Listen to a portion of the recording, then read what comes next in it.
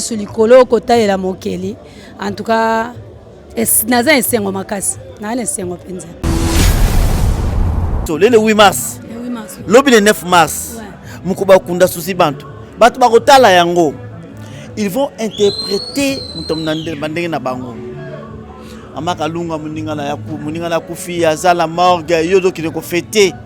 Je pense que wane ko ratété. Mais à tabi baby chaque chose a son temps. Et logo ne logo yana tango nango. Da programme ezaki déjà. Ba programme nyonso o ezaki to sali yango. Programme pe ya suzi ezali. Moto sora akufi pe kana programme na ye. Alors ba programme pe o ezalaki peut-être ya journée wanande et pe maka. Mais vu que moto ana morgue, bino bo continuer o déjà ezalaki surtout ba fête ezara. Invitation aussi pour lancer qui déjà.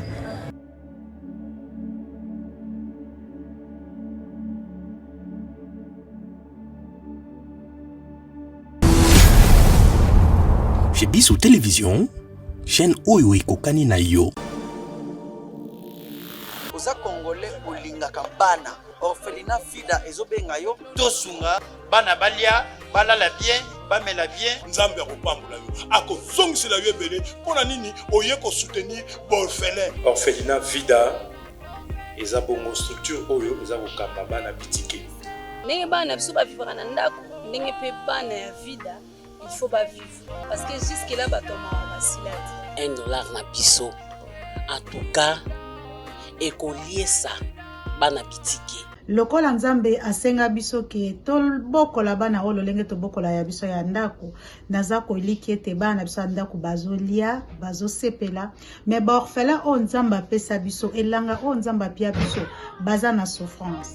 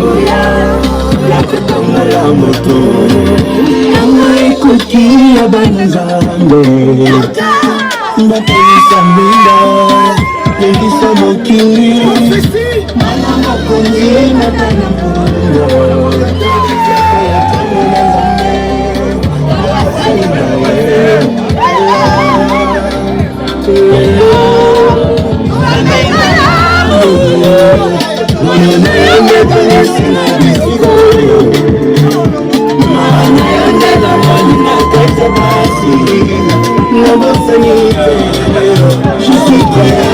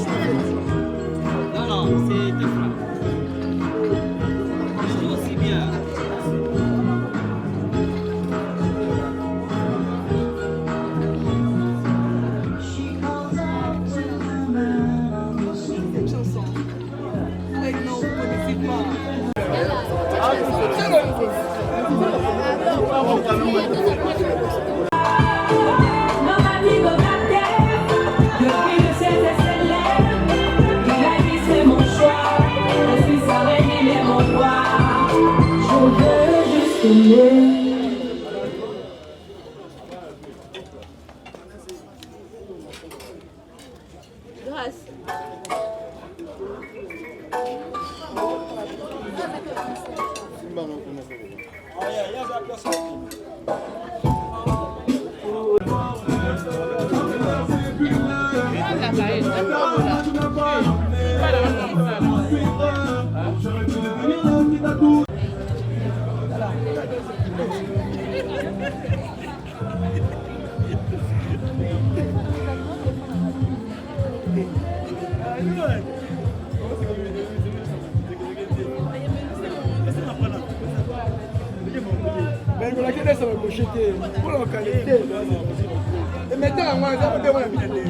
es le Dieu tout-puissant, l'éternel Dieu tout-puissant.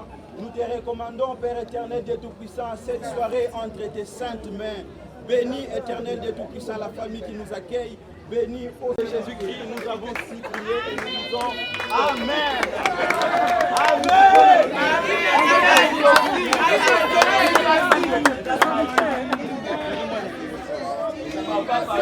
Maman Kalunga, les tous en double fête. Fête anniversaire, il y a moi na yo le 8 mars. Pe moi na yo ba collègue na ifasik. Ezaka esengo makaso moi na yo surtout assisi ba classe. Maman Kalunga, yebisa biso MP. Ba moment avant pour préparer fête. Tant que non moi à défendre par ici. On sur place. Oh là là. On a eu défense non. C'était waouh. On a mon père qui n'a salle Moussa Pambate. Voilà. Oui. Na salle Moussa Pambate. Donc moi on a tangi éducation de base des alaki donc tu as continué ça va. Tento iba kombo ya mona nani bana na yo bota bango ba combien et puis combien et toyoka qui il paraît que baza to misat na université. Ah ba misat ba 4. Oh là là. À université 4. Ouais. Bana ni ba kombo lo isa. Ah ba 4 na université. Baza 4 oui. Il y a la 3e quoi lundi à la université à lundi on n'a pas à université. OK. Makalonga ba douleur nyonso yokaki nande babuka ke biloko na souffrance nyonso perdre biloko belé lelo oyo le 8 mars oza mama oyo pe mwana yo azui examen état et pendant azui à défendre lelo na graduat impression za nini pour na journée oyo abino ba mama basi journée la biso ba mama eza déjà le 8 mars c'est la journée réflexion. Ouais, journée réflexion. Et c'est on a vu ces alaka que comme on a gâté ma bemo ezalaki lobi logo ezara ya nzambe parce que lobi ya molili to ebite nini ezakuna nini nzamba bombeli biso babuka basala nene so ko sala ko ape mezali vie ezali et puis ba diplôme ezali nzamba malamu biso to lembate to populaka to kende wana eza mwasi ata basali nini aolelaka na kati ya motema aobimisango libanda te aopopola kei misu likolo kotalela mokeli en tout cas naza esengo makasi na esengo penza tomoni présence exaucée qui a la awa tomé ko tia pe micro il a confirmé avec il est de la maison aza mwana ndako. Ouais, à mon andako, moi nanga. Ata ko hérité surtout pana yo ya o ba bato ba katla mangala. Ya na ngali kama ya kali kama makila biso to kenda ozoba ba entraînement pa mama bo mengote mais to yamba penza ba misala o bango bande ko sala biso to yamba yango. Donc ballon zo ya pena na poto elingo kota yo ya ambiango bité tikana maintenir yango pour mutu wana sila tenga na sala continuité donc baza bato ba ko sala continuité ya mama Kalunga ata soki na pemi na binzela na ngana lekaki yango tango monaka na bana na onyonso est-ce que ça ban mwana no moko to mibale ba sala musala oyo sala ka ya théâtre ezali kama makila ata to bombia ona kati so vandi na mutu boye bakake oyo makila yango yango da baza déjà makila ngo yango ezali kaka makila ti mutu moko taka obota aboti makila mosusu abota ka propre son na ye c'est ça. Mama Kalunga eza na bato bamonaki makambo ekomelaki yo baisaki bango pasi basa kometuna Mama Kalunga aza sikoyo eta nini moko wana eza ndenge nini naza bien na bien eta ya moto ezala motu te et puis ato moni bato babelaka estomac ezala même jour te soki olingi estomac ezwa olobi banda kokanisa lelo donc lokola toyebi ke na mokili oyo badéception ezalaka bamakambo baku ekutamelaka biso en tout cas nga naza mokolo oyo nasi nazwi baku ebele na mokili oyo eza na baku moko te oyo ekobanda olembisaka ngaka eya nyonso basali oyo bolembi basali oyo boelembi yebake nzoto ozwa choc ouais donc naza nga bien naza nyonso bazolanda yo bano basalaka école buissonnaire bano yo papa pesi mbongo mama pesi mbongo ya Minerval peut-être que ya sanango buzoba message no pesi pa na bango pour lelo yo po osali ke moi no le azane ndinga zali so moi nazo comprendre tata comme mokolo mo ke futa so ki penza za na posa classe parce que moi na so za posa classe te aliara ba frère na ye mais so za na posa classe peut-être loko moko boye circonstance moko esali ka lia mbongo aller première deuxième fois so za pena na posa classe yo mo ke ndo futa ouais conseil no pesa bana o petit ba négliger kotanga eza malamu kotanga ya malamu awa stylo ezolongwa ordinateur ezo remplacer so kotangi te osuka wapi kotanga eza bien kotanga eza soki mutu azwi pena ngolu ozwi pena temps âge eza nango surtout kotanga na ba âge ya moke eza bien biso totanga tozo continuer ba classe na âge ya mokolo eza moins difficile okende bo osala bo okeli sous classe donc moni Makalunga en tout cas félicitations toyebaki yo na théâtre tout monde côté peu politique bato muso Makalunga comme ici alinga comme député pour ça quoi cirer ba congolais ba congolaises nyos dans le monde entier Makalunga à côté monde à côté monde politique na so côté on te yango ko côté là donc so occupé on te yango occupé parce qu'on a place qu'à politique équipée nga pe fona équipant. OK Makalunga mon émission bato ba Rolanda ngo belé l'étoile le 8 mars. Le 8 mars. Na bosa na ngote za date anniversaire à moi nga oyo. Oh là là. Nga pe sikope na botama le 9 mars. Dans le bel anniversaire nga na botama joka ba maman. Vraiment tika ba 2 heures du temps 3 non tika na 3 heures du temps. 3 heures du temps. Ah Makalunga souhaite nga ngaye. Joyeux anniversaire. Ah yembela Makalunga. Longue vie koyemba eza malamu mais koyebisa mutu nzamba pambola yo posa motema no akokisa yango eleki malamu koleka. Ya solo ah. Oui. Mama Kalunga na otika yo na mo baye kozwa yo. Mama. Eloko moko question na ngezengeza la boye. Bato ba Holanda biso le 8 mars. Le 8 mars. Lobi le 9 mars. Mukuba kunda susi bantu. Bato ba kotala yango. Ils vont interpréter mutomnande bandenge na bango.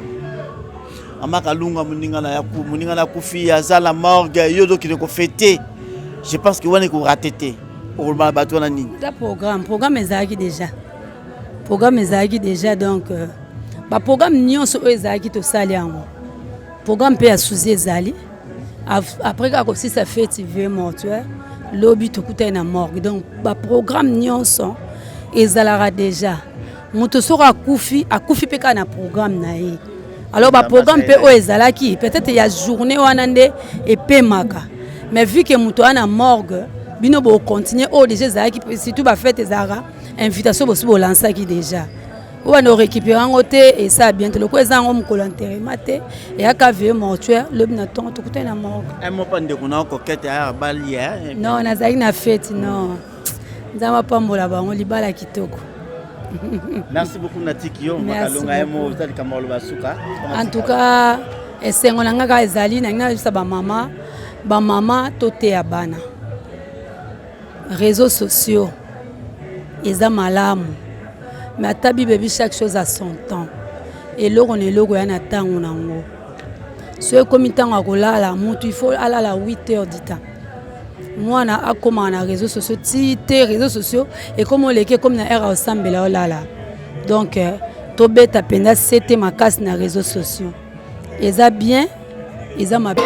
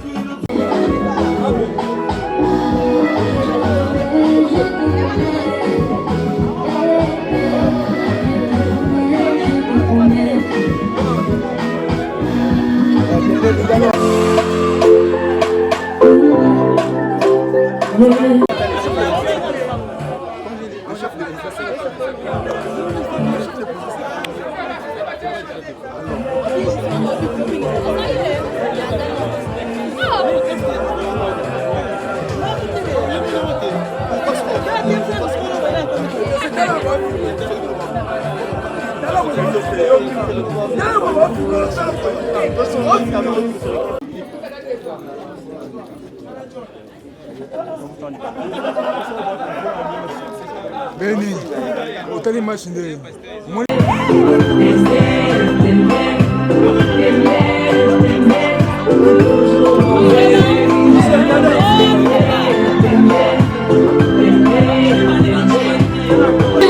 Aujourd'hui je t'ai eu, je ne vais jamais te laisser, car avec toi je suis complet, j'ai mis du temps à te trouver.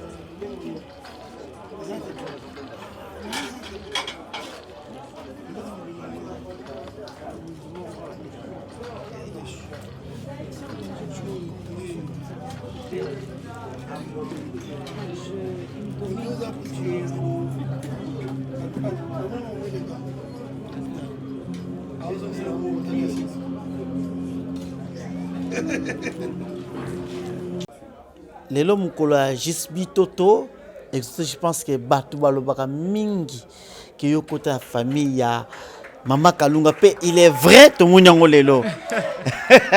Namoni esenguza makasi ya ambiance est totale là. Ouais, tout ça matanga tipoto lela, tout ça fête donc fête nyonso esenguza la kaka au rendez-vous.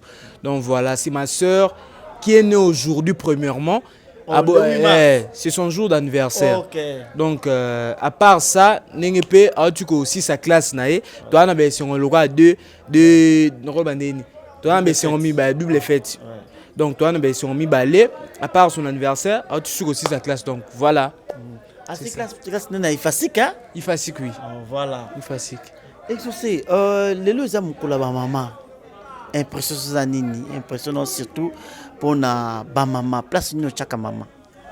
Ouais, maman. Bon, je dirais maman Zalaka toujours na première place parce que sans maman n'a habité surtout aux abanani. Parce que maman est wana ndaza na biso na libumu, maman ende wana a beaucoup ceux qui to bimi na mokili nda beaucoup la biso donc maman za penda la première personne en tenant na mutema to na ro tia penda avec beaucoup de considération, au PC ba considération bien. Je pense qu'on a esprit à femme. Donc normalement femme nyonso bonne fête na bango nzamba bomba bango en tout cas nzamba bomba bango apesa bango sous sagesse au bazala nango déjà parce que moi ça la sagesse n'est mon naturel nzamba pesa donc nzamba bomba penza ba femme bonne fête à vous les femmes. Maman Kalunga lelo yo donc Maman Kalunga zo bina je pense ma image vous au nango azana esengo total bino zo sengo total yebisa biso un peu comment ça a été la journée préparation ya fête préparation anniversaire comment ça a été pena monyo pour servir hein? Oui, la journée c'était un peu stressante, je peux dire.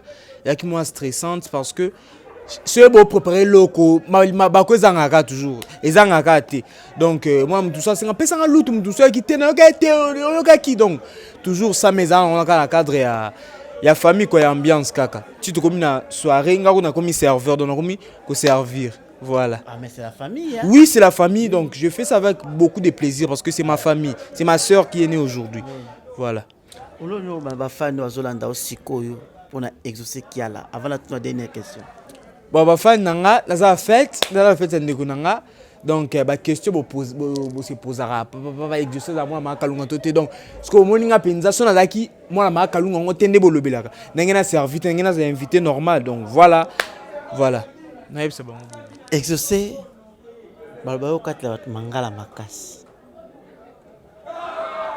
Ko fan moka zo zelayo Maman Viviane Nzomba abi albami amkoko mais je sais qu'elle a akatena lingala salanga bien.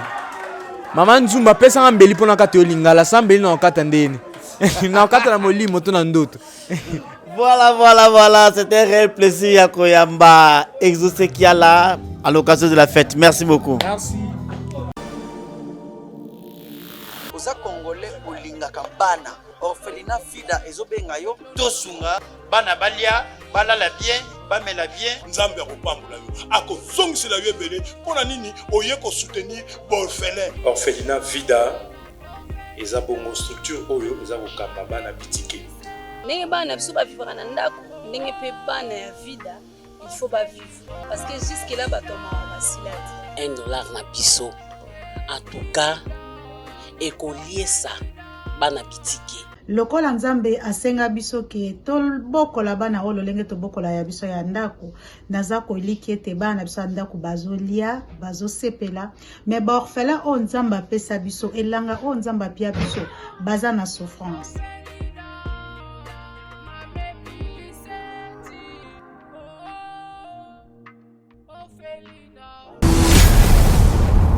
Chez Bissou Télévision, chaîne oyo ekokani na yo.